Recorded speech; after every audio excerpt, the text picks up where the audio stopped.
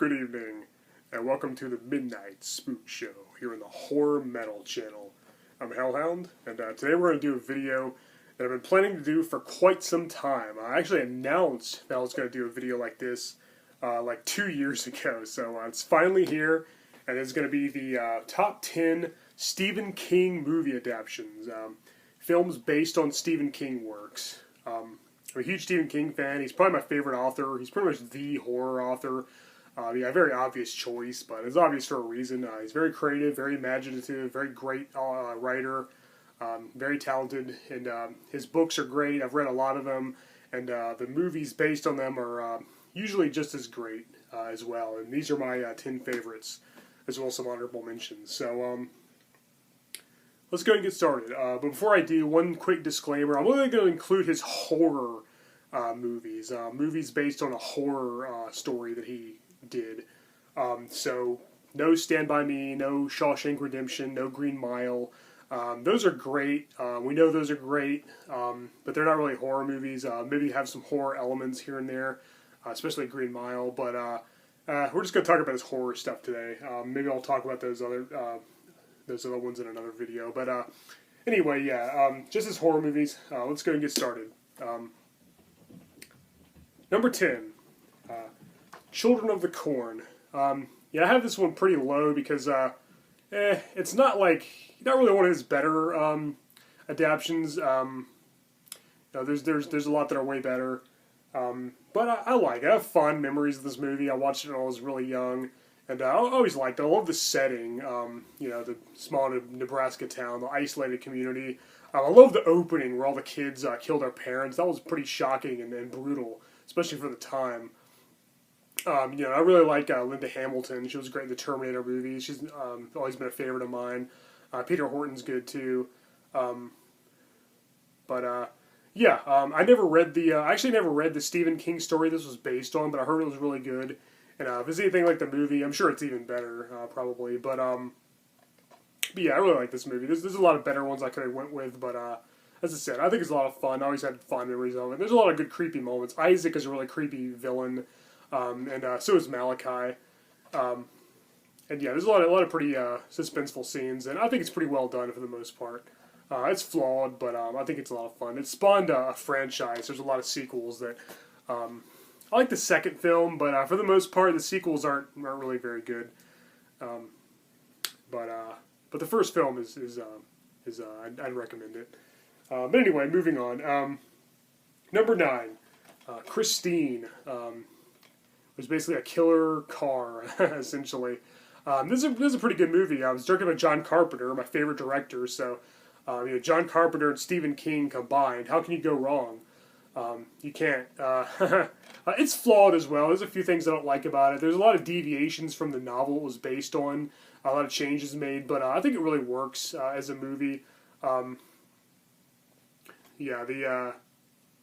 Christine's no ordinary automobile. She has a 1958 Plymouth Fury, and she's alive, and she can repair herself from damage. If somebody, a bunch of people take baseball bats and smash her up really bad, she can regenerate from it. So I think that's pretty cool.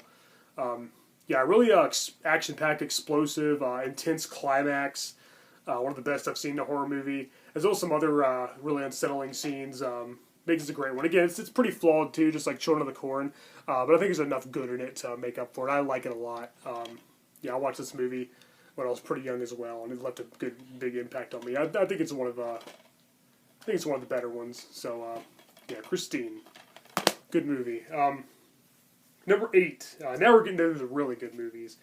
Number 8, Silver Bullet. Now this is probably my 4th favorite werewolf film, next to American Werewolf in London, The Howling, and The Wolfman, the original The Wolfman from 1941. Great movie, great looking werewolf, some pretty good transformation scenes, special effects. Not as good as American Werewolf in London or The Howling, but not bad. Pretty creepy movie. There's a lot of genuine scares in it. At times it kind of feels like a family movie, which is weird because it's rated R and has plenty of horrific scenes in it. The characters are really likable, and Gary Busey's great, Corey Haim's great, rest in peace. Yeah, really, really good movie, and one of my favorite to feature lycanthropes. Yeah, very good. Check it out. Um, all right. Number 7. Um, Sometimes They Come Back. Now, this one's underrated. It's kind of overlooked. I don't see it talked about quite as much as some of his other adaptions, and I always liked it a lot. It's a pretty good ghost story. I love it. You know, the 3, well, actually 4 evil teenagers are terrorize these 2 brothers, and then they actually kill one of the brothers, and then they're killed when a train comes and crashes into their car that they're in. One of the teens escapes, but the 3 of them that died come back years later when the surviving brother is all grown up, is now a teacher. They come back to torment him, and yeah, lots of really creepy scenes. I love ghost stories, and this is one of the better ones. The acting's really good. The characters are great. Some really spooky scenes. Great settings. Great ominous atmosphere. Great scenery. Yeah, very, very fun movie. I like it a lot, and it's not talked about quite as much as some of his other stuff. So I think it's kind of I think it should get more credit because I like it a lot, and I've always liked it. Next, what are we at? Number 6, Creepshow. Now, some people wouldn't count this because I think Stephen King wrote most of the stories here. He wrote it, and George A. Romero directed it. They combined their genius to bring us this awesome horror anthology. But yeah, what I was saying was, I think Stephen King wrote a lot of the stories specifically for the movie. I think maybe a couple were based on works he had already done. I'm not really sure. I don't really remember. But anyway, I think it definitely counts, at least in my opinion. And this is I think this is the best horror anthology ever made. I love it. It's great. It's a lot of fun. 5 different stories, and the best 2 are definitely Something to Tide You Over with the waterlogged zombies getting their revenge, and the Crate with a monster that comes out of a box and a man uses the monster to kill his wife, which he can't stand. And the other 3 segments are pretty good too, but those are the 2 highlights. Yeah, definitely a good movie. Check it out. One of the best anthologies, like I said. It's a lot of fun. I really like the animated wraparound segments, the cartoon parts, and the wraparound segment of Tom Atkins as an abusive dad who tries to take his son's comic book away, and then it turns into a cartoon. We see the Creepshow creep who's telling the stories. He's like a skeleton, kind of like a crypt keeper like figure. He's telling the tales, and yeah, great stuff. Very fun. But anyway, I've already reviewed that, so I've talked about it before. I've reviewed a lot of these, actually, so I'm not going to spend too much time on each one, but yeah, let's go and move on. Number 5, Pet Sematary. Yeah, this one's pretty close to the novel that it's based on. It doesn't stray too far from the source material. Yeah, I always liked it. It's a very, very grim, very joyless, a very sad movie, and it's pretty scary too. Zelda scared the crap out of me when I was a kid, and young Gage is pretty creepy as well. But yeah, there's little to no humor or fun or anything in it. It's mostly just really gloomy and really kind of disturbing, and pretty creepy. Of course, Fred Gwynn, Herman Munster is always great as Judge Crandall, and the rest of the cast is really good too. Yeah, great characters, great storyline. I reviewed this one as well, so see my review for more info on that. Yeah, Pet Sematary, pretty close to the novel, and a pretty good movie. Really creepy, really, really atmospheric, and just really, really sad and really emotional movie. Because losing a child, I think, is like the worst thing that can happen to somebody. And especially if you bury it in an Indian burial ground, and then they come back as evil, little demonic entity. So yeah, Pet Sematary. I didn't really care much for the more recent one, the remake, I guess. I thought it was well cast, but it deviated from the novel quite a bit. I didn't really care for the unnecessary changes, and I thought it was kind of stupid. It was pretty scary as well. Zelda was scary, again, just like in that one, in the original film.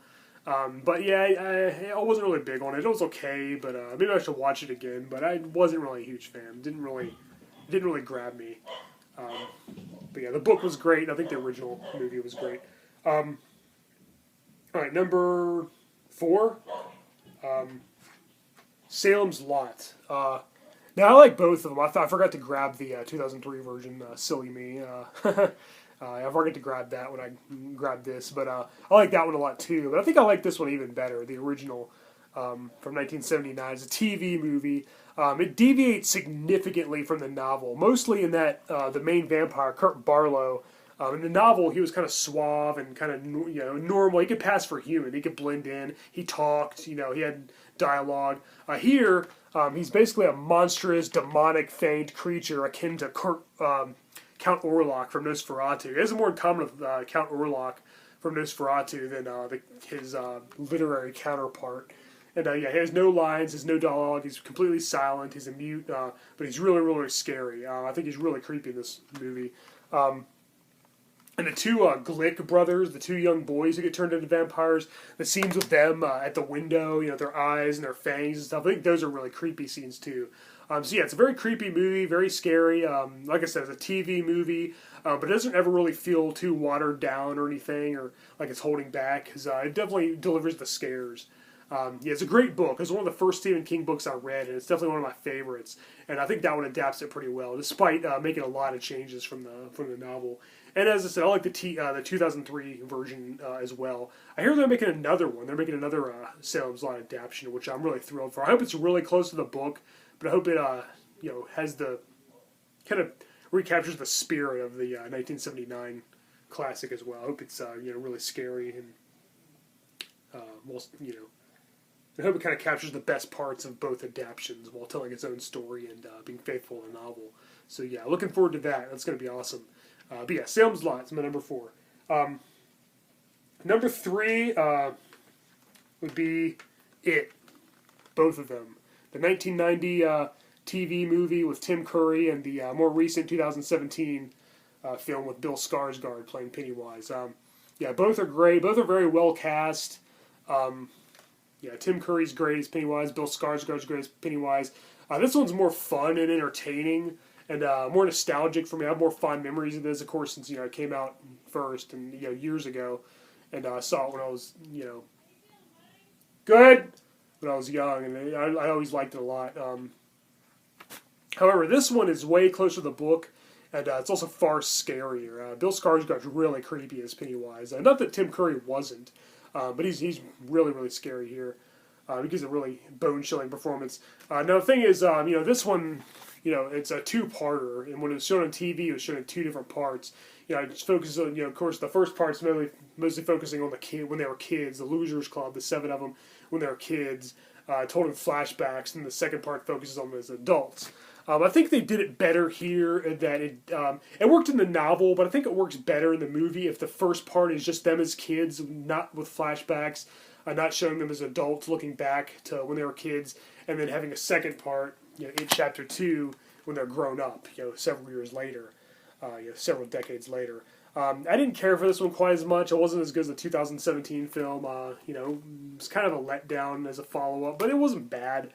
It was okay. It kind of suffered from the same mistakes that part 2 of this had, and the adult characters weren't quite as interesting as the kids. Something about when they're kids, they're more vulnerable, and it was a far scarier. When they're adults, I kind of got the feeling that they could leave the town anytime. Derry in Maine, they could leave anytime, and they're adults. They're they're not quite as vulnerable, of course.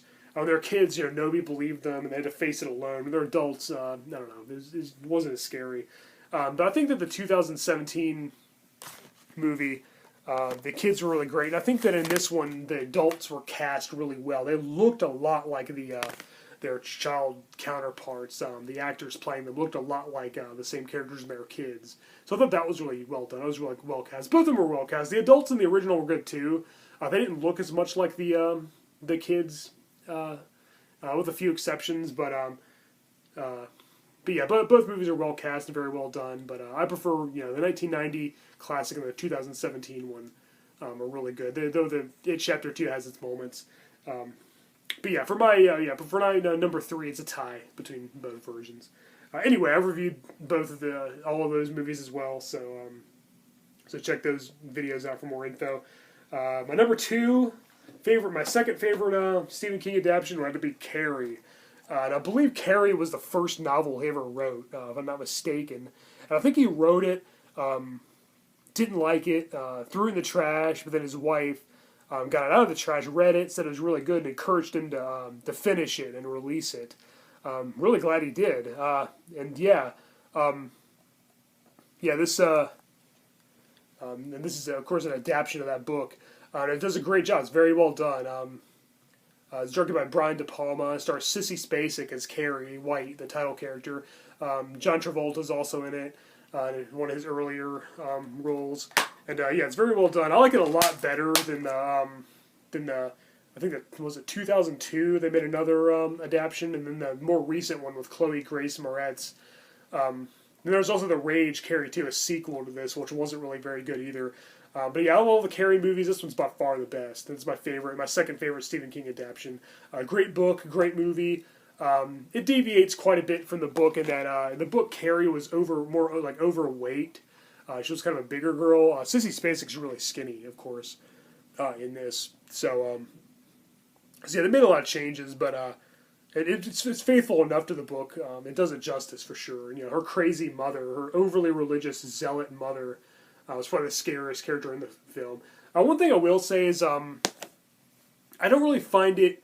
It's very unsettling and a very unsettling movie, but I don't really find it too scary because the thing is, I rooted for Carrie the whole time. I wanted to see her use her telekinetic powers to get revenge on her tormentor. She's an outcast. She's bullied by her peers. She's made fun of by the other girls in her gym class and stuff in the locker room and whatnot. And I wanted to see her get revenge on all the people who tormented her, her mom included, and all her classmates and the teachers that were mean to her. So the climax at the prom, where she locks the doors and uses her powers, her abilities to rain down her vengeance on those that pushed her too far, is very, very rewarding to watch, very satisfying. And I was rooting for her the whole time. I wanted to see her succeed. Because I hate bullies. Bullies are like one of the stupidest things in the world. And I love when they get their comeuppance. It's very, very rewarding. And this movie definitely delivers on that front. So yeah, Carrie. I reviewed that too, I'm pretty sure. I think I reviewed Carrie, didn't I? I don't know. I've done so many videos, it's hard to tell at this point. But if I haven't, I need to get to it. I'm pretty sure I reviewed it, so check that video out if you haven't already, if it even exists. But yeah, Carrie, great movie. All right, before we unveil the number one choice, my favorite Stephen King adaptation, we're going to do some honorable mentions. Maximum Overdrive, which was, of course, directed by Stephen King himself. He wrote the story, Trucks, and then directed the movie adaptation. I think it's the only movie he ever directed, as far as I know. And very fun movie. I love the opening scene where all the machines come to life and attack the humans. Once it gets to the truck stop, it just kind of has the trucks circling it, surrounding it, and the humans are trapped inside. It gets a little slow, but it's still a very fun movie. It's a lot of awesome, carnage. It's very well done. All about machines and trucks, coming to life and terrorizing the humans. Pretty cool movie. Very fun, very enjoyable. Awesome soundtrack by AC/DC. Very entertaining movie, but I wouldn't put it in my top 10. But it's interesting because Stephen King himself did direct it. Yeah, a very flawed movie, but pretty fun nonetheless. Also, we have Cujo, which is, of course, a killer dog, Saint Bernard, I believe. Pretty sure he's a Saint Bernard. I don't know. The breed of the dog isn't really that important, but Cujo, killer dog. Dee Wallace Stone is in it. She was in The Howling and Critters and E.T. and The Frighteners. She's no stranger to the horror genre, and she does really good here. Yeah, Cujo. Yeah, really good movie. As I said, it was like a killer dog, a rabid dog. One of the best killer animal movies, I would say. Some pretty scary scenes for sure. You definitely be on your edge of the edge of the seat while watching that one. All right, next we have Thinner. Very flawed movie, and I think it's pretty cool. It's a great premise. It's a lawyer accidentally hits and kills a gypsy lady, and her actually turns out to be her father, I guess. They're both really old, so it's hard to tell. He gets revenge by putting a curse on the lawyer and making him slowly get thinner and thinner. So he kind of wastes away to nothing, and then so he enlists the help of his friend, who was like a mobster, to get revenge on the family of gypsies and end the curse. Yeah, pretty cool movie. There's a lot of problems with it, which I won't get into here because we're already reaching the 20-minute mark, and this video's gone too long already. But it's pretty enjoyable nonetheless. I think, again, it's a great concept. Could have been executed a little better probably, but Robert John Burke, who's also in RoboCop 3, does a pretty good job, and it's got enough enjoyable qualities about it to put it in my honorable mentions. And next we have Doctor Sleep, which of course is a follow-up to The Shining. The book that Stephen King wrote followed his novel, The Shining, and this follows the 1980 Stanley Kubrick film, The Shining. It's a sequel to that, which is kind of weird when you think about it. But yeah, it was a really good movie. I saw it at the theater. I really liked it a lot. Ewan McGregor does good as the grown-up Danny Torrance. Pretty creepy movie. I love the ending when they return to the hotel overlook. Yeah, some really disturbing scenes. They're hard to watch. But yeah, I need to review this, so my full thoughts on this one coming soon. For now, I'll just say I highly recommend it. It's a great follow-up to The Shining, good movie, and a good book, too. Next we have Creepshow 2, a follow-up to Creepshow, another anthology with some really, only 3 segments this time, and all of them were really good, especially The Raft. That's my favorite. I've already reviewed this, so I won't go into any more detail, but I'll say check it out if you haven't already. Great sequel, great anthology, great movie. The Raft segment was actually based on a Stephen King story that already existed, and I think he wrote the other 2 specifically for the movie. So next we have Tales from the Dark Side of the movie. I don't know if this really counts because there's only 1 segment I think that was based on a Stephen King story, so I guess it does count. I guess it's close enough. If it doesn't count, whatever. This is what I consider the true Creepshow 3, not that other abomination that came out in 2006, I think. It is a true Creepshow 3, another great anthology, which I highly recommend. Next we have The Dead Zone, another great movie from a great book. Johnny Smith can see the future. He's played by Christopher Walken, one of my favorite actors. He does a great job. Yeah, I like this movie a lot. Dead Zone, another great adaptation, one of my favorites. Almost made my top 10. It was very close.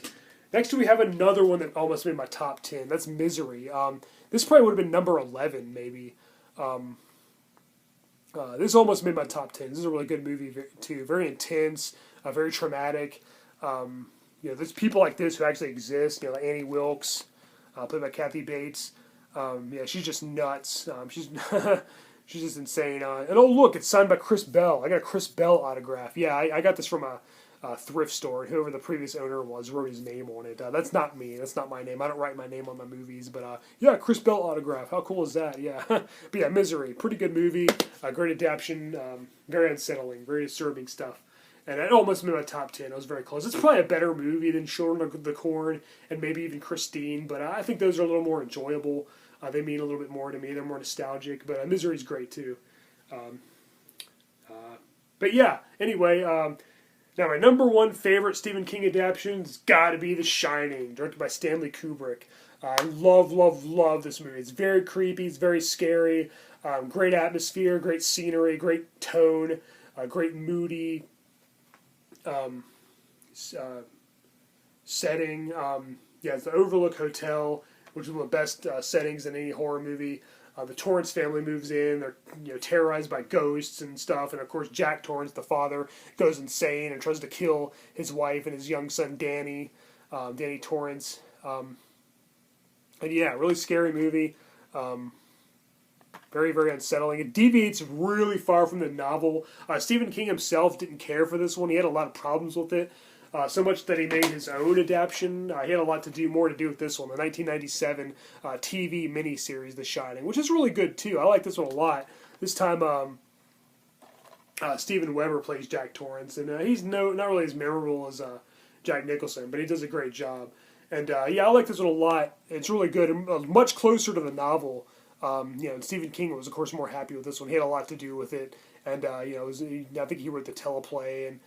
He was very involved, and he was, had more to do with it, and it ended up being closer to the book because of that. But it's not really that scary. This one's not really very scary, and this one is. This one's terrifying. This is one of the scariest movies I've ever seen. I just love it. It's perfect. I've already reviewed it on my channel, so check that out for more info.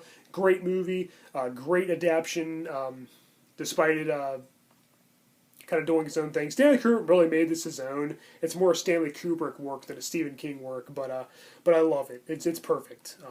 Great movie. I saw it at the theater a few years ago, and it was just awesome. I love seeing that on the big screen. So yeah, highly recommend The Shining. It's a flawless masterpiece, a horror classic, and check it out if you haven't already. Alright guys, I'm Hellhound. Thank you for watching my Midnight Spook Show here on the Horror Metal channel. Feel free to let me know what your favorite Stephen King film adaptations are in the comments, or better yet, make your own video about it. I'd love to see your answers. Let's talk about some great movies based on great books written by a great author. Alright guys, until next time, later.